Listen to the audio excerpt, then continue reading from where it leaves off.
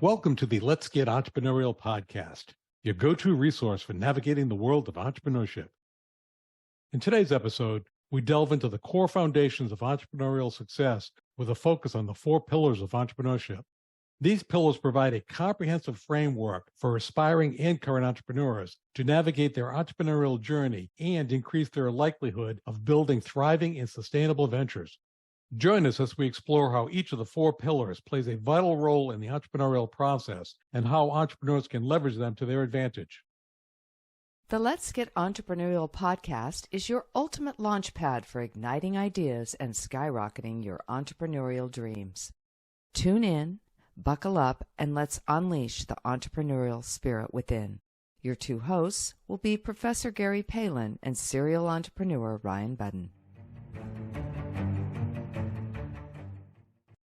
Hello, Ryan. How are you doing today? I'm doing brilliantly. What about you? Having a good day. Things are going well. We're having quite a bit of rain, though. I think I'm ready to swim when I go outside. Well, we need some here in Tennessee, so send it our way. Ryan, today I'd like to talk about the 4 pillars of entrepreneurship. Yeah, I'm very familiar with this. I know the founder, actually. I was going to say, now, if someone Googles 4 pillars of entrepreneurship, they're not going to find what we're about to talk about. I don't know if you know the story about this. It was about 20 years ago. I was speaking in China, and a student asked me to define entrepreneurship to them. My mind went to those 4 pillars as I was describing it. It struck me that was a very concise way of describing entrepreneurship. And as you know, I view entrepreneurship as a thought process, not merely starting businesses. The 4 pillars are: 1 is opportunity recognition. The 2nd is identifying and gathering necessary resources. The 3rd is creativity and planning. And the 4th is execution for success. If you can apply those 4 pillars with the thought process of adding value, you become very valuable unto yourself. You do. And it really does sum up the whole process of entrepreneurship. I've spoken to many people that are telling me they want entrepreneurial-minded individuals to hire. The best way I can describe it is using those 4 pillars. And I asked someone, would you like an employee that could recognize opportunities, that would be able to identify and gather necessary resources, would be creative in their planning process, and can execute for success with an eye on adding value to your company? And their eyes light up. It's such a simple way of thinking about it. And they're saying, how many of these people can I have? You've probably just described the dream employee. Exactly. I'm pretty sure we've spoken about this in a previous podcast, but several years ago, the Kauffman Foundation did a study of students that were graduating with a major in entrepreneurship, and less than 1% of them start businesses upon graduation. And many people think you're teaching entrepreneurship, you're teaching students how to start a business, where it's created and morphed to teaching that thought process. The truth be told, we're helping to develop more valuable employees. Yeah, through entrepreneurship. Absolutely. The same mindset inside of a larger organization. And I have a number of companies that are continually asking me, who are the students that can execute those 4 pillars with a value proposition at the end? Absolutely.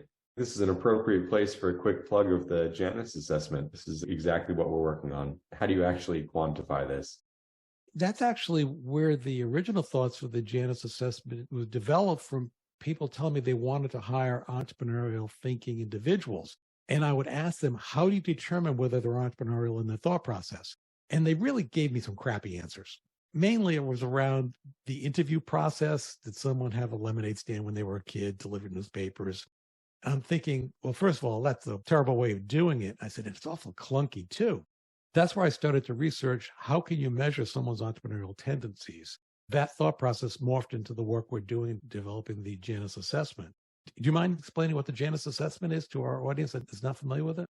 Yeah. So I think everybody listening is familiar with personality profiles, essentially answering a series of questions to get unique insight on why certain behavioral patterns exist, what you have a closer affinity to, what's going to help you out from a productivity standpoint. So we've taken that same exact model, paired it with your expertise on entrepreneurship, and created the Janus assessment. So it essentially uses 7 levels of measuring how entrepreneurial somebody is. And that can easily be applied to the culture you're participating in. So what support system you work more effectively under, how you work with other people, whether you don't like working with other people, and how you can be supported. By taking a 27-question exam, you can get a whole lot of unique insight into how entrepreneurial you are. So whether you're an individual using this to improve yourself or an employer looking to make hiring and firing decisions, you can really map out how that person's contributing to the entrepreneurial culture. And if someone is taking the assessment that's measuring those 7 tendencies, acceptance or tolerance of risk would be one, the ambiguity would be another, et cetera. That's exactly right. Let's talk about the 4 pillars a bit. Opportunity recognition, to me, is the crux. And many people that I speak with are saying, I can't think of an opportunity. You and I have the opposite problem. We have too many opportunities. That's for sure. And that really is a mindset of how you're looking at the world. We did an entire podcast on the concept called pain points. Right. With a novice entrepreneur, I always suggest they use pain points as a means of identifying the opportunity. It's not the only way, but I think it's an excellent one for someone new into the field. I certainly do as well. The daily things that frustrate you are a great place to start on what could potentially be a problem that has a solvable solution. And with that, a market to market towards. I don't want to go into the details of pain points from a time perspective, but I would recommend, if anyone's interested, to go to the podcast that's titled Pain Points. Yep. The second is identifying and gathering necessary resources. What are your thoughts on that concept or that pillar? This is where seasoned entrepreneurs learn to stand out. How quickly you can identify what you need, where it is, and how to group that together to effectively deploy it. Seasoned entrepreneurs can do this really quickly with a very high amount of research behind it, whereas novice entrepreneurs, this is probably going to be one of the more difficult areas getting into the industry. One of the biggest mistakes I see novices make is they think they need a large amount of finances to launch the business, where the opposite is true. That's the concept of minimum viable product. Try to operate lean and mean. Duct tape and baling wire putting it together is really the mindset you have to attack. You don't want to spend a lot of money jumping those resources, and other resources can be acquired. The best example I've seen with that one is, do you remember the YouTube video that I had you watch as a student with William Campagua, Moving Windmills? Oh, of course. Of course. I think that is the best example of entrepreneurial thought process, gathering necessary resources, because he built a windmill in his village in Africa with no money, just spare parts, and developed electricity for his village. Yeah, changes the village. That's right. That's a great example of, you don't need a lot of money. In many cases, you have $0. You can pull it together. Yep. And then one big resource in there is customers. Make sure that you're communicating with the customers, so you are spending the time and the resources really pinpointing what the desire is for the market. And contacting them immediately, like before you even start building a prototype. With very few exceptions, there are industries that this isn't possible for, even making pre-sale contracts. If I develop this, would you purchase it for, is a really great way of approaching it, because you get someone's buy-in, you're going to get a lot of feedback in that flow, as well as when you develop the product, you already have your first customers, so you know you're doing the right thing. The third one, creativity and planning.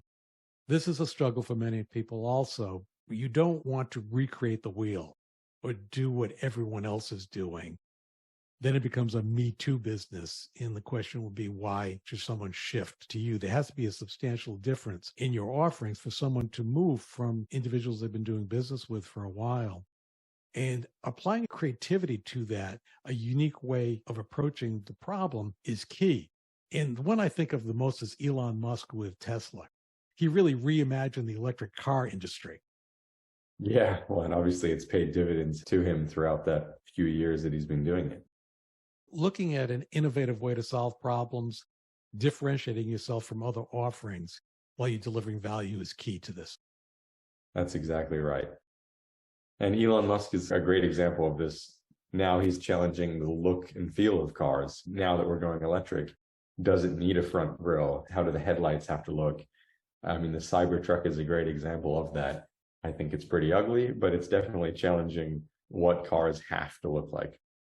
Thinking outside of someone's paradigms is very often a struggle. That is key when you're looking at developing an entrepreneurial model is don't look at what exists, look at what can be. That's exactly right. And that's where you're going to really wow people. Uber is another example of that. Yeah, absolutely. I think there will be a documentary made about Uber and the legislation and all of the struggles that they went through in early operations. And look where they are now. I would love to see what drunk driving statistics have done in car ownership, how they've changed the market. The antithesis of the creativity, it's the answer of that's the way we've always done it. That's right.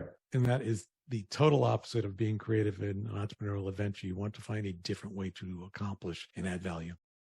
Always, even if you're inside of an organization, being creative, trying to ask questions, simply stirring the pot a little bit to see what is really going to stick can quite often go a long way.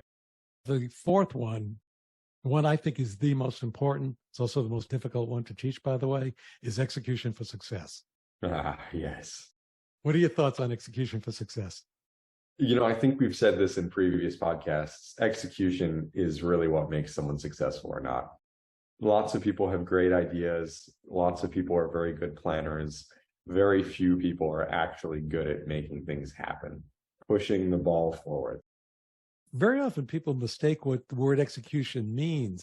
For example, I'll have students in their projects where their assignment will be to add value to a social issue, and they'll create a website to provide information on an issue. And they think creating the website is execution. And I always ask, I said, well, what value have you created? And they will say the website. I'm saying, well, your social issue, how many people were impacted? How do you know someone's just looking at the website and doing nothing? Yeah. Are you tracking website metrics? Are you driving people to the website? Is the website connecting them in some way? That's a good example of putting something out into the ether and thinking that you've all of a sudden changed what's occurring. Yes. And how would they measure that there is a positive action based on whatever social issue they chose in this example? That really is the essence of execution. Have you moved enough people from a consumer base to action? Yeah. And consistent action is really the key. I've worked with so many entrepreneurs that are very sporadic. They'll get a few hours here, a few hours there, skip 2 weeks. They never get it off the ground and they wonder what's going on. It's really consistency and continuing to move that forwards that's going to launch a business. Also, I see on the flip side of that, people are, quote, working quite a bit, perceiving working, but they're doing nothing. Yeah, productive hours. Pew does a research every year. They release a study on the number of productive hours in a workday for the average employee. And it's shockingly low. I don't want to misquote here, but it's less than half the day is actually productive in an 8-hour shift that somebody's at an office. That really separates the execution for success.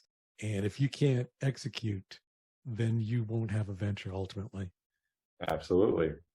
So any final thoughts on the 4 pillars of entrepreneurship? It's a really unique, creative way of looking at what makes up entrepreneurship and its key activities. So it's something that you can always fall back on, have a look at the broader scope, do the 10,000-foot flyover, and make sure you're hitting all of the targets. Yeah, and I would view this as a framework for entrepreneurs to navigate their entrepreneurial journey. That's exactly right. Keep you on track. Make sure the 4 pillars are holding up the table or the house or whatever the analogy goes from there. That's right. You don't want the building to collapse. Let's get entrepreneurial. Let's get entrepreneurial. Thanks, Ryan. As we wrap up another episode of the Let's Get Entrepreneurial podcast, we extend our gratitude for your presence and attention. Your dedication to the entrepreneurial spirit fuels our passion for creating this podcast.